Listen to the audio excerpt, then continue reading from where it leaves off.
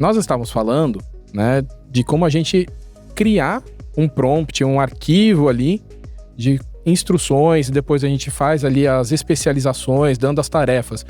Mas ali ele está muito analisando o que a gente está pedindo e efetuando ações. Eu estava imaginando aqui, será que a gente pode passar uma instrução para a IA continuar analisando e no momento que ela vê alguma coisa diferente na minha rede, ela tomar ação?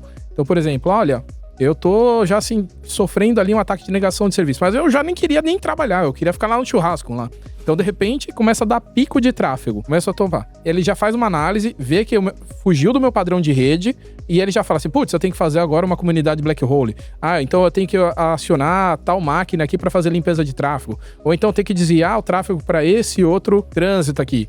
Dá pra gente já pensar em fazer, assim, ações também com a IA? A IA ter a tomada de decisão, né? Na verdade, em alguns pontos, a gente já tem isso. Ele só ainda não está liberado, mas já é funcional. Porque o que acontece? A ideia do nosso agente, por exemplo, era que ele se comunique com todas as ferramentas da rede. E não somente com dispositivos, mas com sistemas também. Então, por exemplo, hoje, a gente tem integração com o Vanguard, por exemplo. Então, quando há um flap de BGP e eu peço para ele fazer uma verificação, ele com certeza vai olhar lá no Vanguard também, se naquele momento teve algum evento. Porque ele vai ter que me justificar se ele encontrar um problema. Então, assim, o que a gente faz basicamente não é um script que vai lá, executa um comando e te retorna, porque todo o resultado ele traz uma análise técnica daquele resultado. Mas ele vai além.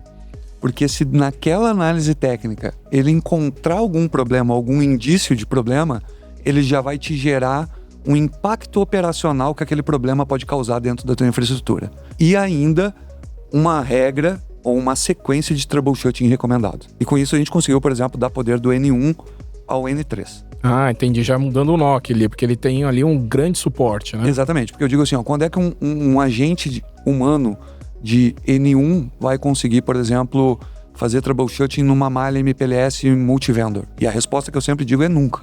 Uhum. E nunca pelo fato de que quando ele tiver a habilidade de fazer isso, ele não é mais N1. Uhum. Sim. Então, como é que eu dou o poder pro N1 para que ele não precise escalar nem pro N2 e nem pro N3, sem que ocorra nenhum risco e sem que ele tenha que aprender Huawei, Juniper, Cisco, que ele simplesmente pergunta, tem alguma coisa errada com as minhas sessões BGP? Tem alguma interface apresentando algum problema?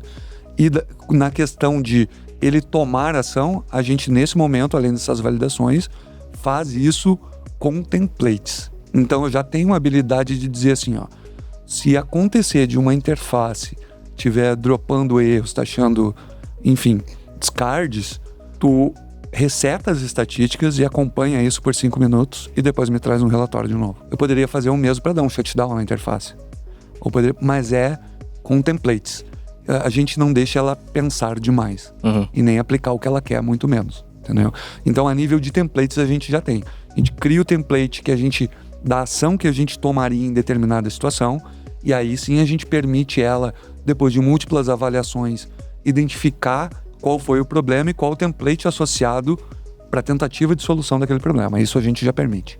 Então, o template ele é um conjunto de regrinhas de ações que podem tomar. Então, por exemplo, você está lá com um link de trânsito entupido, ele está lá quase batendo 100% de uso e você tem ali um redundante mais vazio. Aí você pode pensar em fazer um balanceamento de carga, mas você não deixa a IA pensar assim, vou jogar tudo pro outro lado, porque é um link de trânsito talvez mais caro, talvez assim ele não tenha a mesma capacidade.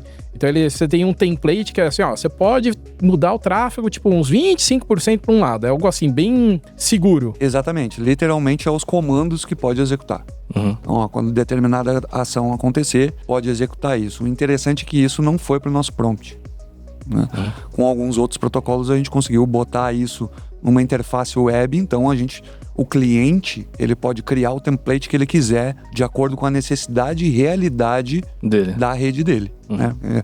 Então tem templates que são universais, mas tem outros que são específicos de cada rede. Camada 8.